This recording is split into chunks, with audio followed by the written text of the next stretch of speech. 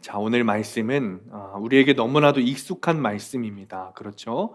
이 말씀은 우리가 교회 학교에서도 찬양으로 많이 불렀던 내용입니다. 예수님이 말씀하시니 물이 변하여 포도주 됐네. 예수님, 예수님, 나에게도 말씀하셔서 새롭게 변화시켜 주셔서. 오늘 말씀의 배경은 갈릴리 북쪽 해변 지역으로부터 서쪽 동네에 있는 가나라는 마을에서 시작됩니다. 이 가나라는 마을은 예수님의 고향인 나사렛과 아주 가까운 동네입니다. 잔치의 일을 도우러 간 건지 아니면 초청받아 간 건지는 모르겠지만 주님의 어머니께서 거기에 계신 것을 보니 아마도 먼 친척의 결혼 잔치에 초대되신 것은 아닌가 싶습니다. 지금도 마찬가지지만 그 당시 결혼은 아주 중요했습니다. 마을 전체가 참여하는 잔치였고 미리 결혼 날짜를 발표해서 결혼식에 많이 참여하도록 하였고 일주일 동안 계속되었습니다. 그 당시 결혼은 사적인 것이 아니라 마을의 공적인 행사였습니다. 신랑 신부의 친구들은 그들에게 선물을 주었고 신랑 신부는 그 선물을 답례로 일주일 동안 계속되는 연회에 음식과 포도주를 풍성하게 대접해야 했습니다. 결혼은 복음을 막론하고 일륜지 대사라고 합니다. 인생의 한 사이클 동안 가장 중요한 일 중에 하나이다 라고 말하는 것이죠. 사실 요즘 비혼이라는 말로 결혼을 못하는 게 아니라 안 하는 것을 선택하는 젊은이들이 많이 늘고 있습니다. 그런데 이런 것은 조금 제가 보기에는 사회적 현상이 사회적으로 그렇게 만들지 않았나 싶기도 합니다. 결혼을 하게 되면 얻는 것보다 잃는 것이 더 많다라고 생각하게 되는 것이죠. 그러나 결혼이라는 것은 보이는 것과 실제적인 것을 넘어서는 일입니다. 아주 영적인 일입니다. 하나님께서 계획하신 섭리 가운데 따로따로 살아가던 한 사람이 또 한 사람을 만나서 공동체를 이루고 주님께서 주신 평화를 이루어가는 아주 거룩한 일입니다. 그리고 이 세상에서 가장 작은 공동체인 가정에서 이 세상의 어떤 것보다 크고 위대한 사랑을 이루어가는 것이 결혼입니다.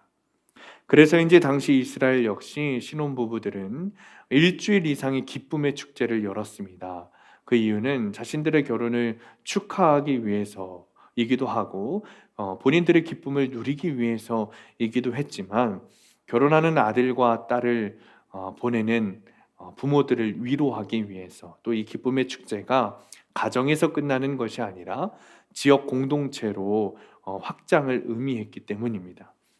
그래서 가급적 혼인잔치에는 일가 친척들, 친구들 그리고 마을에 있는 모든 사람들을 최대한 많이 모아서 성대하게 치루었습니다. 사람들이 많이 모이면 모일수록 그들이 이 결혼의 증인이 되기 때문에 그런 일을 해왔습니다. 그런 가운데 주님의 첫 번째 기적이 오늘 말씀인 이 가나의 혼인잔치에서 일어난 것입니다. 사실 가나의 혼인잔치 이야기는 너무 유명합니다. 그래서 우리가 다 알고 있다고 생각합니다. 그런데 그렇지 않을 수도 있습니다. 왜냐하면 우리가 읽은 책이 요한복음이라는 책이기 때문에 그렇습니다. 요한복음은 우리가 말하기를 표적의 책이라고 말합니다. 다른 책들도 마찬가지지만 요한복음은 특별한 목적을 두고 쓰여진 책이에요. 예수님께서 그리스도라는 사실을 드러내기 위해 쓰여진 책입니다. 그래서 오늘 본문 11절 말씀을 보면 예수께서 이 첫 표적을 갈릴리 가나에서 행하셨다라고 말하죠. 기적이라는 단어를 사용하지 않고 표적이라는 단어를 사용하십니다. 그것을 통해서 무언가 목적을 가지고 이 가나의 혼인잔치의 일이 어떤 목적을 가지고 일어났다라는 것을 분명히 드러내고 있는 겁니다. 가나의 혼인잔치는 요한복음에서 기록한 7가지 표적 중에 하나입니다. 이 본문에는 아주 다양한 상징들이 있습니다. 우리가 아주 잘 알고 있는 물과 포도주의 상징이 있겠고요. 또 하나는 사흘째 되던 날 1절에 보면 사흘째 되던 날이라고 쓰여져 있는데 이건 역시 상징이 됩니다. 또 예수님께서 당신의 어머니인 마리아에게 어머니 이렇게 부르지 않고 여자여 뭐 이렇게 퉁명스럽게 부르셨죠. 이것도 상징이 됩니다. 그리고 오늘 본문의 배경인 혼인잔치 역시 아주 큰 상징이 됩니다. 오늘 말씀 가운데 이 모든 것들을 하나하나 다 나눌 수는 없겠고 물과 포도주라는 상징에 대해서 우리가 조금 더 집중해서 함께 나누도록 하겠습니다. 잔치가 한창이었습니다. 흥에 돋구어서 막 이제 기쁨을 누려야 할 차에 큰일 났습니다. 포도주가 떨어진 거예요. 축복받아야 마땅할 그 잔치 자리에 찬물을 끼얹는 형편입니다. 여튼 손님이 이렇게 많이 올 줄 몰랐던 탓에 포도주는 떨어졌고 다시 사오기엔 시간이 늦었습니다. 이러지도 저러지도 못하는 상황이 되었습니다. 한마디로 야단난 거죠. 결혼식에 아마 모르겠어요. 예상보다 많은 사람이 찾아온 것 같아요. 그랬겠죠. 그리고 문제는 이 가나라는 시골에서 당장 포도주를 구할 만한 곳이 없었다는 거예요. 가나가 굉장히 시골이었거든요. 하인들이 황급히 신랑에게 찾아와서 하소연했지만 포도주를 도저히 마련할 방법이 없는 겁니다. 새로운 하객들은 속속히 문간에 들어서면서 돌 항아리에 있는 물을 퍼내서 발을 씻습니다. 음식을 더 먹기 원하는 사람들 역시 문간에 있는 돌 항아리로 다시 가서 손을 물로 씻습니다. 손발을 씻고 앉은 그들 앞에 당장 내놓아야 할 것은 이제 목마르니까 목을 축일 포도주를 내놓아야 하는데 이 포도주가 없는 거죠. 아직 혼인잔치를 할 날이 여러 날이 남았는데 아주 큰일이 났습니다. 이 신랑이 곁에 있던 한 사람을 봅니다. 노부인이었던 것 같아요. 마치 엘리야 시대의 가루와 기름이 마르지 않는 이적을 얻었던 은총의 사람 사르밧 과부를 향하는 듯한 그런 간절한 눈길이었습니다. 그 노부인은 조용히 자리에서 일어섰습니다. 포도주가 다 떨어졌다라고 예수님께 전한 사람이 바로 예수님의 어머니 마리아입니다. 마리아는 아들 예수께 다가가 몇 마디 말씀을 나누었습니다. 예수님의 주위에 있던 사람들도 다 조용해졌습니다. 그만큼 이 포도주가 없다는 것은 여러분 우리가 그 당시 문화에 있지 않기 때문에 크게 느껴지진 않지만 당시 사람들에게는 엄청 큰 일이었습니다. 왜냐하면 연애를 제대로 베풀지 못하면 이게 법적인 문제까지 가는 것이 그 당시 이제 결혼 문화였기 때문이 그렇습니다. 그때 마리아가 하인들을 향해 아주 짤막한 명령 하나를 합니다. 5절 말씀입니다. 그의 어머니가 하인들에게 이르되 너희에게 무슨 말씀을 하시든지 그대로 하라 하니라. 그리고 등장한 것이 율법의 항아리입니다. 6절 말씀입니다. 거기에 유대인의 정결 예식을 따라 두세 통 드는 돌 항아리 6이 놓여 있는지라. 혼인잔치에 보니까 그 문간에 돌 항아리 6개가 보이는 겁니다. 이 항아리는 정결례를 위한 물 항아리였습니다. 유대인들의 예법에, 그러니까 율법이죠. 그 예법에는 포도주를 마시기 전에 그리고 음식을 먹기 전에 손을 닦아야 하는 그런 예법이 있었어요. 손을 딱 펴가지고요, 손가락을 위로 들게 한 다음에 물을 한 손으로 바가지를 퍼서 이렇게 흐르게 하는 거예요. 그리고 이제 손을 또 내립니다. 그 다음에 다시 물을 퍼서 손목에다 부어서 손끝까지 물이 흐르게 합니다. 그 다음에 다시 손을 들어서, 여러분 어렵죠? 주먹으로 다른 손을 주먹으로 펴서 이렇게 문지르는 거예요. 다른 쪽 한쪽 손도 똑같이 그렇게 하는 겁니다. 사람들이 굉장히 능숙하게 이 일을 했습니다. 그만큼 이 율법에 대해서, 예법에 대해서 아주 익숙해져 있다는 겁니다. 즉 이 항아리는 유대인들의 율법적 행위에 대해 대표적으로 보여주는 상징입니다. 이 돌 항아리는 그러니까 포도주와는 전혀 관계없는 겁니다. 더군다나 이 유대인의 율법에 따라 손발을 씻는 그냥 물통에 불과했습니다. 그런데 주님께서 7절에 이렇게 말씀하시는 겁니다. 우리 함께 읽을까요? 시작. 예수께서 그들에게 이르시되 항아리에 물을 채우라 하신즉 아기까지 채우니. 예수님께서 그 돌 항아리에, 그냥 손발을 씻는 돌 항아리에 물을 가득 채우라고 하는 겁니다. 아마 그 명령을 들은 하인들이 뭔가 잘못됐다 싶었을지도 모르겠습니다. 왜냐하면 여러분, 물론 율법은 모세로부터 주어진 것이지만 은혜와 진리는 누구로부터 나오는 겁니까? 예수님으로부터 나오는 것인데 왜 굳이 그 율법의 항아리에 물을 채우라 라고 말씀하시는 걸까요? 그 이유는 이 어린 양의 혼인잔치에 기쁨을 주는 것은 은혜의 포도주이지 율법의 항아리가 아니다 라는 것을 주님께서 보여주고 싶으셨던 것입니다.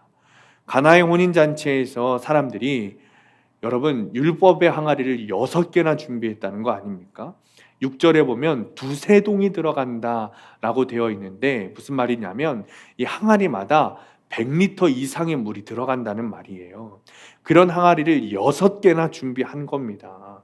그런데 정작 기쁨의 포도주는 미약하게 준비한 것이죠. 기쁨을 소홀히 한 채 신앙의 형식에만 더 집중한 거예요. 오늘 우리의 모습을 보는 것 같기도 합니다. 하인들은 물을 길어서 항아리 6개를 가득 채웠습니다. 100리터도 더 넘게 담을 수 있는 항아리이기 때문에 하나를 채우는데도 꽤 많은 시간이 들었겠죠. 드디어 6개의 항아리에 물이 가득 찼습니다. 아마도 그것을 보았던 제자들과 하인들이 기대에 가득 찼을 겁니다. 마음속으로 이런 생각들을 했을 거예요. 저 항아리에서 포도주가 막 솟구쳐 오를까? 아니면은 항아리가 깨지면 포도주가 막 넘쳐서 흐를까? 라는 생각을 했을 겁니다. 그런데 그때 주님께서 조용히 이렇게 말씀해 주시는 겁니다. 이제 떠서 연회장에 갖다 주어라. 그런데 그때부터 여러분, 참 신기한 것이 그 돌 항아리에 포도주의 향이 진동하는 겁니다. 포도주의 냄새가 막 진동하기 시작해요. 하인들이 놀라서 달려들어 하객들에게 포도주를 한 잔씩 한 잔씩 떠다 주기 시작했습니다. 분명 율법적 행위로 가득했던 돌 항아리인데 주님께서 은혜와 기쁨의 포도주로 바꾸어 주신 겁니다. 그런데 더 놀라운 것이 뭐냐면 이 포도주, 사실은 물인데 말이죠. 이 물을 받아 먹은 사람들이 하나같이 이전의 포도주보다 더 맛있다고 얘기하는 거예요. 항아리 속에 채워둔 물이 여러분 뭡니까? 본래 잔치에 들어오는 사람들이 발을 씻고 음식을 더 먹기 위해서 손을 씻었던 물입니다. 하객들이 다 씻고 나가면 문 밖에 아무렇게나 버려질 물입니다. 그 물을 가져다 준 거예요. 그런데 그 물이 잔치를 기쁨으로 막 채워 넘치게 한 겁니다. 그런 포도주가 된 겁니다. 사랑하는 성도님들, 아무렇지 않고 아무짝에도 쓸모없을 것 같은, 버려질 것만 같은 인생도 예수님을 만나게 되고 예수님의 복음을 마주하게 되면 이렇게 존귀한 삶이 되는 겁니다. 기쁨과 평화가 넘치는 삶으로 여러분 변화되는 겁니다. 물을 포도주로 바꾸시는 주님입니다. 우리의 삶도 넉넉히 바꾸실 수 있는 주님이신 줄 믿으시기 바랍니다. 한 가지 짚고 넘어갈 것이 있습니다. 주님께서 항아리에 물을 가득 채우라 라고 명령하신 것은 하인들의 믿음을 시험하시기 위해서가 아닙니다. 더 이상 무엇을 채울 수 없을 만큼 물을 가득 채웠다는 것이 중요한 겁니다. 세상은 무엇을 조금 더 가지게 되거나 바라는 무엇을 조금 더 이루게 되면 행복해질 수 있다고 말합니다. 그러나 주님께서 주시는 기쁨은 본질적으로 다릅니다. 예수님이 주시는 복음의 기쁨은 물에 무언가 더해서 첨가해서 마법으로 더 씌우는 그런 것이 아니라 물이라는 존재 자체를, 그런 본질 자체를 주님께서 포도주로 본질적 변화를 시켜주신 겁니다. 존재적 변화를 시켜주신 거예요. 그러니까 하늘의 은혜로 본질 자체를 덮어내는 근원적이고 충만한 변화인 것입니다. 그런 기쁨인 것입니다.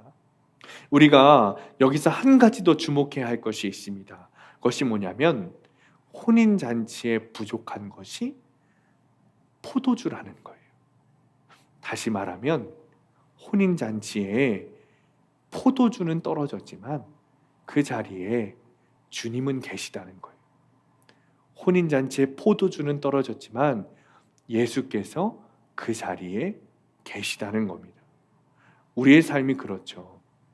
기쁨으로 가득 차야 할 우리 인생에 포도주가 떨어져서 흥이 깨졌습니다. 그런데 우리 안에 주님이 계시면, 주님이 여전히 계시면 문제 없다는 겁니다. 주님으로 인해 다시 기쁨으로 가득 찰 것이 확실하기 때문입니다. 오늘 말씀을 보면 처음부터 혼인잔치에 포도주가 없었던 게 아니에요. 시간이 지나서 포도주가 떨어진 겁니다. 다시 말하면 포도주가 떨어지기 전에 와서 포도주를 먹고 마신 사람이 있습니다. 그 포도주로부터의 기쁨을 얻은 사람이 있습니다. 즉, 포도주는 기쁨의 본질이 아닙니다. 우리의 인생에는 기쁨이 있을 때도 있고 없을 때도 있습니다. 있었으나 사라질 때도 있고 사라졌으나 다시 생길 때도 있는 겁니다. 그런데 우리가 주목할 것은 그 포도주라는 기쁨이 아니라 예수 그리스도시라는 거예요. 여러분, 혼인잔치에 예수님이 있으셨으니 망정이지 주님이 계시지 않았다면 그 혼인잔치는 망하고 말았을 겁니다. 주님이 계셨기 때문에 끝까지 기쁘고 성대한 혼인잔치가 된 겁니다. 물이 포도주로 변하는 역사가 주님이 계셨기 때문에 일어난 겁니다. 그러니 본질은 물이 포도주가 된 것이 아니라 예수 그리스도께서 그 자리에 계셨다는 것이 본질인 것입니다. 이에 대한 증거가 주님께서 만드신 포도주를 칭찬하는 하객들의 모습에서 볼 수 있습니다. 예수님께서 물로 바꾸신 포도주를 사람들이 엄청나게 칭찬했습니다. 어떻게 칭찬했죠? 하객들이 말하기를, 사람마다 먼저 좋은 포도주를 내고 나중에 사람들이 취하면 안 좋은 포도주를 주는데 당신은 이전까지 어떻게 이렇게 더 좋은 엄청나게 훌륭한 포도를 준비했다가 내어놓는 것이냐라고 칭찬했다는 거예요. 주님이 만드시는 기쁨은 세상이 주는 기쁨과 다르다는 겁니다. 세상에 줄 수 없는 기쁨이라는 거예요. 기쁨이라고 해서 여러분 다 같은 기쁨이 아닙니다. 주님이 주신 것, 주님으로 인한 기쁨이 우리에게 최고의 기쁨인 줄 믿으시기 바랍니다. 율법의 항아리에 채워져 있던 물로 유대인들이 아무리 여러분 손 씻고 발 씻고 한다고 해서 그들이 기뻤을까요? 내가 그 물로 발 씻는다고, 내가 그 물로 아주 율법을 다해서 나는 정성껏 율법을 행할 거야, 예법을 행할 거야 한다고 해서 기뻤을까요? 그렇지 않습니다. 그렇게 채우지 못했던 기쁨을, 도저히 채울 수 없었던 기쁨을 주님께서 최고의 기쁨으로 바꾸어 주신 것입니다. 오늘 본문에서 주어지는 포도주, 더 정확히 이야기하자면 예수 그리스도께서 주신 포도주는 그리스도께서 흘리신 보혈, 즉 예수께서 우리에게 가져다 주시는 새 시대의 새 언약을 의미합니다. 요한복음은 가나의 혼인잔치에서 드러난 물과 포도주를 굉장히 상징적으로 보았습니다. 말씀만 봐서는 물 떠온 하인들이 예수님을 믿게 되었는지 혹은 믿었는지, 그 전부터 믿었는지는 모릅니다. 분명한 게 뭐냐면 이 사건이 하나님이 세우신 새 언약이 되어서 우리를 포함해서 모든 제자 공동체로 하여금 하나님의 자녀가 되게 하셨다는 것이 사실입니다. 길가에 버려질 수밖에 없었던 손 씻는 물 같던 우리의 인생과 삶이 신랑이신 예수님으로 인해서 신부가 되었다는 겁니다. 의미 없던 삶이 온통 구원의 기쁨으로 변화되었다는 것이 중요한 겁니다. 주님이 주시는 포도주, 예수 그리스도의 보혈을 우리가 먹고 마셔야 합니다. 우리는 성찬을 하면서 떡과 포도주를 마시면서 주님을 기억하죠. 주님이 찢기신 그리고 흘리신 몸과 피를 상징하기 때문입니다. 요한복음 6장 51절에 주님께서 이렇게 말씀하십니다. 우리 함께 읽겠습니다. 시작. 나는 하늘에서 내려온 살아있는 떡이니 사람이 이 떡을 먹으면 영생하리라. 내가 줄 떡은 곧 세상의 생명을 위한 내 살이니라 하시니라. 아멘. 그리고 마태복음 4장 4절입니다. 우리 한 번 더 함께 읽습니다. 시작. 예수께서 대답하여 이르시되 기록되었을 때 사람이 떡으로만 살 것이 아니요 하나님의 입으로부터 나오는 모든 말씀으로 살 것이라 하였느니라 하시니. 즉 우리가 사람의 떡이 아니라 예수 그리스도께서 주시는 떡과 포도주를 먹고 마신다는 것이 무슨 의미냐면 주님이 주시는 말씀을 먹는다는 의미예요. 주님의 말씀이 우리 가운데 있어야 우리에게 기쁨이 찾아온다는 겁니다. 많은 그리스도인들이 누가복음 8장 50절과 요한복음 3장 16절 말씀을 굉장히 좋아합니다. 누가복음 8장 50절에 예수께서 들으시고 이르시되 두려워하지 말고 믿기만 하라. 그리하면 딸이 구원을 얻으리라 하시고, 요한복음 3장 16절에 하나님이 세상을 이처럼 사랑하사 독생자를 주셨으니 이는 그를 믿는 자마다 멸망하지 않고 영생을 얻게 하려 하심이라. 아멘. 여러분, 믿기만 하면 구원받고 믿기만 하면 영생을 얻는다는 주님의 말씀을 우리는 너무 좋아합니다. 믿기만 하면 내가 어떤 행위를 하지 않아도 된다는 주님의 말씀이기 때문입니다. 이것은 분명한 진리입니다. 아무도 이것에 부인할 수 없습니다. 그런데 이 말씀이 의미하는 또 다른 진리가 있습니다. 믿기만 하면 구원받지만 그 믿음은 구원의 시작이라는 겁니다. 예수님을 믿기만 하면, 그래서 성령이 내 안에 찾아오시면 물이 포도주로 변하는 것은 일도 아닙니다. 문제도 아닙니다. 그러나 성령의 내주, 그러니까 성령께서 내 안에 계신 것과 성령님께서 내 안에서 충만하신 것은 다르다는 거예요.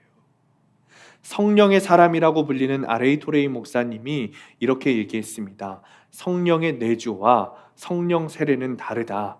성령의 내주는 성령이 우리 존재의 은밀한 성소에 후미진 곳에, 즉 우리의 분명한 의식의 뒤편에 단순히 거하시는 것이라고 말할 수 있다.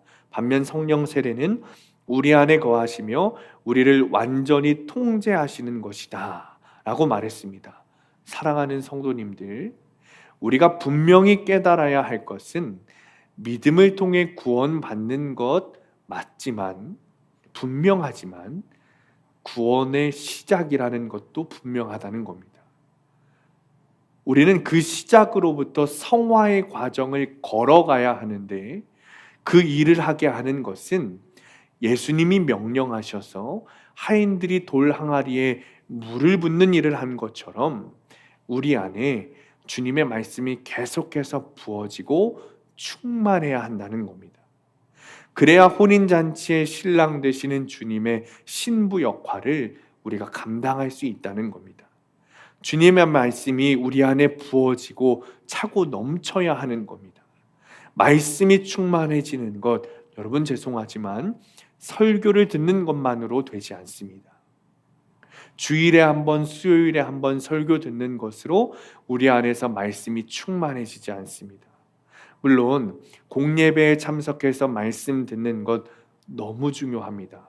주일 예배에서 듣는 신학적으로 바르게 해석한 보편적 진리의 말씀은 우리의 신앙이 다른 길로 가지 않고 바르게 자라게 합니다. 우리가 말씀을 볼 때 바르게 해석하도록 도와줍니다.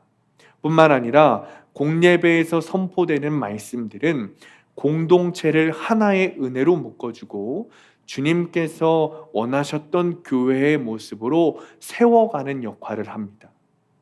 그러나 우리 각자의 인생에, 우리 각자의 삶 속에서 말씀이, 내 삶이 해석되는 방법은 스스로 묵상하고 큐티하는 것밖에 없습니다. 매일 내가 내 삶을 위해서, 내 인생을 해석하기 위해서 우리가 말씀을 보는 겁니다. 그래야 내 안에 정말 큰 기쁨이 있는 겁니다. 주님께서는 우리를 각자 다 다르게 만드셨습니다. 여러분, 손가락에 있는 지문조차 다 다르게 만드신 분이 주님이신 분입니다. 그러니 우리의 삶도 인생도 다 다른 인생을 삽니다. 그렇기 때문에 우리는 이 말씀, 주님이 주신 말씀을 스스로 보는 일을 행해야 하는 겁니다. 진리의 성경은 우리가 죽을 때까지, 주님께서 다시 오실 때까지 변하지 않고 동일하지만 이 동일한 말씀이 우리의 삶에서는 각자 다르게 해석되는 겁니다. 사랑하는 성도님들, 혼인잔치의 하인들이 주님의 명령에 순종해서 그 돌 항아리에 물을 부어 넣은 것처럼 우리 마음 가운데 있는 항아리에 말씀을 가득 채워 넣으시기 바랍니다. 하인들이 순종하지 않고 여러분 물을 담아 넣지 않았으면 물이 포도주로 변하는 역사는 없었습니다. 혼인잔치에 주님이 주시는 기쁨은 없었을 겁니다. 마찬가지입니다. 우리 안에 예수께서 주시는 말씀이 부어지지 않고 충만해지지 않다면 주님이 주시는 기쁨은 없을 겁니다. 물이 있어야 포도주로 변하듯이 주님의 말씀이 내 안에 있어야 내 삶이 변화됩니다. 주님이 주시는 말씀이 내 안에 있어야 주님이 물을 바꾸셔서 포도주로 만드신 것을 우리가 먹고 마시며 기쁨으로 누릴 수 있는 겁니다. 사랑하는 성도님들, 말씀 충만한 삶을 사시기를 축원합니다. 말씀을 꼭 묵상하시고 큐티하시기 바랍니다. 그리고 말씀을 통해 여러분의 삶이 해석되고 주님이 주시는 기쁨을 누리시기를 축원합니다. 말씀을 통해 내 삶이 해석되는 비밀 중에 하나는요, 기쁘고 즐거운 일만 해석되는 게 아니라 고난이고 슬프고 어려운 일도 말씀으로 해석된다는 겁니다. 오늘 교회력 성서 일과 본문 중 구약의 말씀은 이사야 62장 1절부터 5절 말씀입니다. 포로로 끌려갔다가 돌아온 이스라엘과 하나님과의 관계에 대해서 이사야가 이야기하고 있어요. 이사야를 통해 주님께서 이스라엘에 대해 이렇게 말씀하십니다. 이사야서 62장 5절 말씀입니다. 우리 함께 읽을까요? 시작. 마치 청년이 처녀와 결혼함 같이 내 아들들이 너를 취하겠고 신랑이 신부를 기뻐함 같이 내 하나님이 너를 기뻐하시리라. 아멘. 이스라엘에게 하나님께서 너는 나의 신부다 라고 말씀하시는 거예요. 이스라엘은 본인들이 바벨론의 멸망에서 포로로 끌려간 사실이 말씀으로 해석되지 않았습니다. 그들은 선택받은 민족이었고 주님이 사랑하시는 민족이라고 아주 굳게 믿었어요. 그러니까 애굽에서 430년 종살이에 포로 생활을 하던 종살이를 하던 이스라엘을 건져내 주셨다고 그들은 믿었습니다. 그런데 어떻게 이스라엘이라는 선민에게 나라가 망하고 포로로 끌려가는 이런 시련을 주셨는지 그들은 말씀으로 해석되지 않았습니다.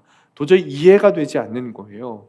그런 그들에게 이사야를 통해서 말씀이 주어졌습니다. 그러자 자신들의 고난, 즉 포로 시절의 아픔이 해석되기 시작하는 거예요. 그들에게 포로 시기는 그동안 자신들이 지었던 범죄로 인해서 주님께서 치리하신 것이다 라는 것이 깨달아진 거죠. 그리고 주님께서는 이 고난을 통해서, 이 포로 시기를 통해서 이스라엘이라는 민족이 여전히 하나님의 사랑하는 신부라는 사실을 깨닫게 하시도록 하는 주님의 계획이었다는 거예요. 그 사실이 말씀을 통해서 그 고난과 포로 시기가 드디어 이스라엘에게 말씀을 통해 해석이 된 겁니다. 여러분, 우리의 인생에 우연은 없습니다. 모든 것이 다 주님의 섭리 가운데 있습니다. 그러므로 우리 인생의 포로 시기 역시 주님의 계획 가운데 있는 겁니다. 그런데 갈림길은 이건 거예요. 내 안에 말씀이 충만해서 내가 지금 겪고 있는 고난, 내가 지금 겪고 있는 포로 시기가 해석이 되는가? 아니면 마르고 마른 항아리처럼 내 안에 말씀이 정말 하나도 없어서 내 고난이, 내 포로 시기가 해석되지 않는가? 이 차이인 것입니다. 말씀이 충만해서 해석되면 물이 변하여 포도주가 되듯이 고난이 변하여 해석되어서 이것이 주님을 만나시려는 계획이라는 것을 우리가 알게 된다는 거죠. 본문 8절 말씀 우리가 함께 읽고 말씀을 마치겠습니다. 시작. 이제는 떠서 연회장에게 갖다 주라 하심에 갖다 주었더니 아멘. 우리 주님께서 내 안에 채워진 말씀을 그냥 두라고 하지 않으시고 나누어 주라 라고 말씀하고 계십니다. 이것이 오늘 우리에게 주시는 주님의 마지막 명령입니다. 사랑하는 성도님들, 여러분의 인생 가운데 얼마나 많은 기쁨들이 있으셨습니까? 그런데 단언컨대 주님께서 주시는 포도주를 마시는 기쁨보다 더 큰 기쁨은 없을 겁니다. 내 안에 예수 그리스도의 말씀으로 본질이신 예수 그리스도로 채워져 충만한 것보다 더 큰 기쁨은 없을 겁니다. 아직 그 기쁨을 맛보시지 못했다면 여러분들 가운데 말씀이 충만해지시기를 축원합니다. 그것을 통해 주님이 주시는 기쁨이 차고 넘치게 되시기를 축원합니다. 사랑하는 성도님들, 그리스도인들에게 말씀 보는 것, 옷 입는 것과 동일하다고 말씀드렸습니다. 당연히 해야 하는 일이라고 말씀드렸습니다. 다시 말하자면 말씀을 통해 물이 포도주가 되고 기쁨이 차고 넘치는 것은 그리스도인들에게 일상인 것입니다. 여러분들 가운데 말씀이 충만해져 기쁨으로 차고 넘치는 삶이 되시기를 간절히 축원합니다.